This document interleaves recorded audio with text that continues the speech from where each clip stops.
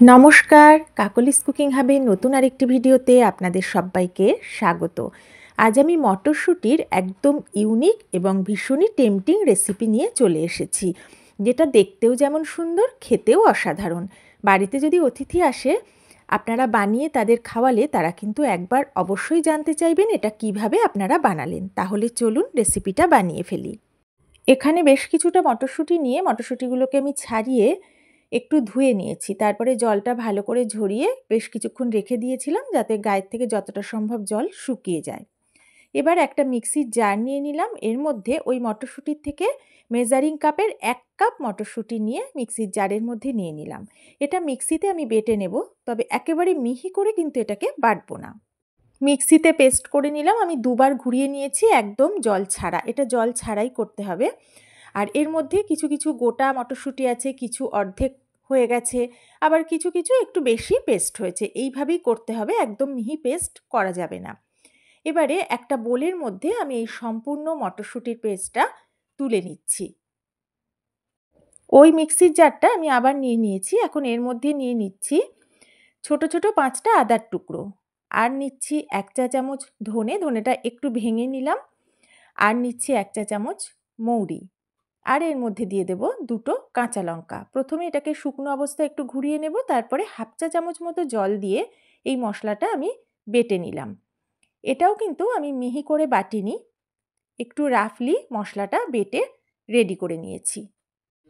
এখন গ্যাসে একটা কড়া বসিয়ে দিয়ে আমি দিয়ে দিয়েছি 1 টেবিল চামচ সর্ষের তেল। তেলটা হাই ফ্লেমে ভালো করে গরম করে নিলাম। তারপর গ্যাসের ফ্লেম লো করে আমি ফোড়নে দিলাম এই ছোট চামচের 1 চামচ গোটা জিরে আর 1/4 চামচ হিং।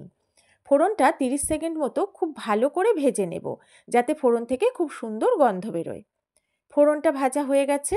এখন আমি এর মধ্যে দিয়ে দিচ্ছি যে মশলাটা বেটে রেখেছিলাম, সেই মশলাটা। এই মশলাটা একটু দানা দানা রেখে বাটলেই এই মশলার গন্ধটা কিন্তু খুব ভালো আসবে। এবারে তেলের ওপরে মশলাটা লো ফ্লেমে 30 সেকেন্ড মতো আমি ভেজে নিচ্ছি। মশলাটা ভালোভাবে ভাজা হয়ে যাওয়ার পর আমি এখন এর মধ্যে দিয়ে দিচ্ছি পেস্ট করে রাখা মটর। এটা দেওয়ার পরে প্রথমে ভালো করে মশলার সাথে মিশিয়ে নেব, তারপরে বেশ কিছুটা সময় এটাকে লো ফ্লেমে ভাজবো, যাতে এর জল ভাবটা শুকিয়ে আসে। আর কোনোভাবেই কিন্তু এই সময়ে একটুও জল দেওয়া যাবে না। বেশ কিছুক্ষণ ভালো করে ভেজে নিলাম। এবারে আমি দিয়ে দিচ্ছি স্বাদ মতো লবণ, আর দিচ্ছি ছোট চামচের 1/4 চামচ হলুদ গুঁড়ো, ছোট চামচের 1 চামচ ধনে গুঁড়ো, আর দিয়ে দেব ছোট চামচের 1/4 চামচ কাশ্মীরি লঙ্কার গুঁড়ো। চাইলে আপনারা ঝাল শুকনো লঙ্কার গুঁড়ো এই সময় দিতে পারেন। এবারে এই সব কিছু ভালো করে মিশিয়ে নিয়ে গ্যাসের ফ্লেমটা একদম লোতে করে বেশ কিছুটা সময় ভাজবো, যাতে মশলার কাঁচা গন্ধটা চলে যায়। ওদিকে মশলাটা কষা হচ্ছে, আর আমি এখানে নিয়ে নিয়েছি একটা গ্রেটার আর সেদ্ধ আলু। একটা মাঝারি সাইজের আলু মাঝখান থেকে কেটে সেদ্ধ করেছিলাম, সেটা খোসা ছাড়িয়ে আমি এখন গ্রেট করে নিচ্ছি। এই সেদ্ধ আলুটা বাইন্ডিংয়ের কাজে লাগবে। অল্প কিছুক্ষণ এটা নাড়াচাড়া করে ভেজে নিয়েছি। মশলা থেকে সুন্দর একটা গন্ধ বেরোচ্ছে, ভাজা, কাঁচা গন্ধটা একদমই নেই। যে সেদ্ধ আলুটা আমি গ্রেট করে নিলাম, সেই সেদ্ধ আলুটা এখন আমি এর মধ্যে দিয়ে দিলাম।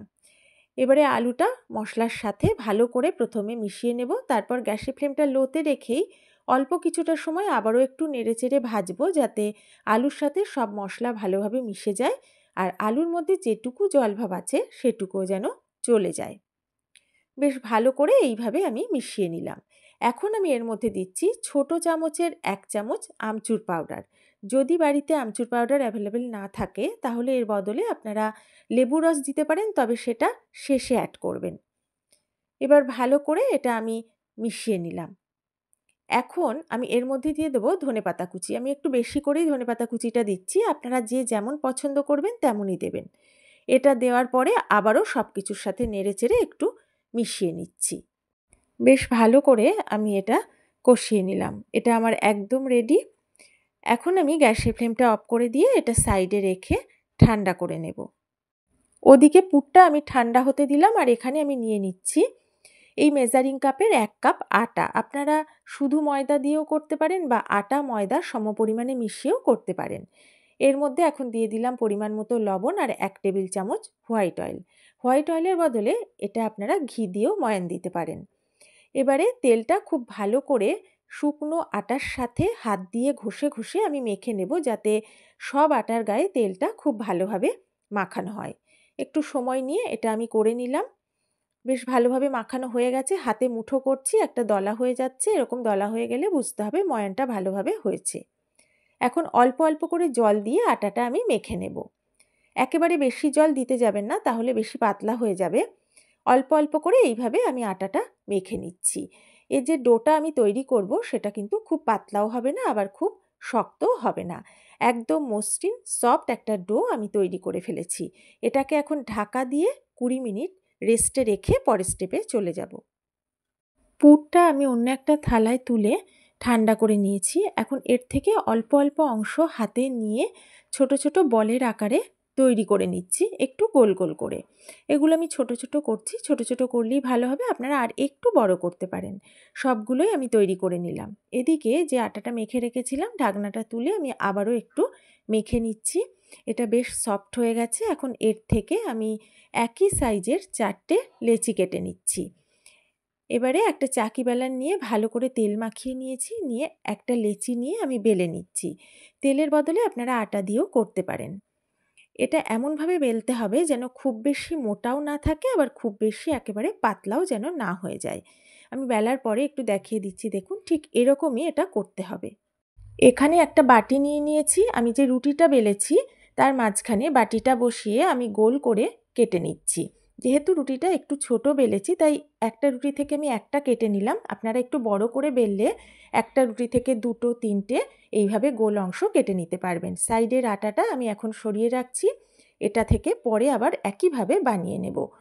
এইভাবে পুরো ডোটা থেকে আমি গোল গোল করে অংশ কেটে লুচির আকারে তৈরি করে নিচ্ছি। আমি মোট যে পরিমাণ আটা নিয়েছিলাম তাতে 7টা এই গোল অংশ কেটে নিতে পেরেছি। এইভাবে কাটলে সবগুলো একই সাইজের হবে।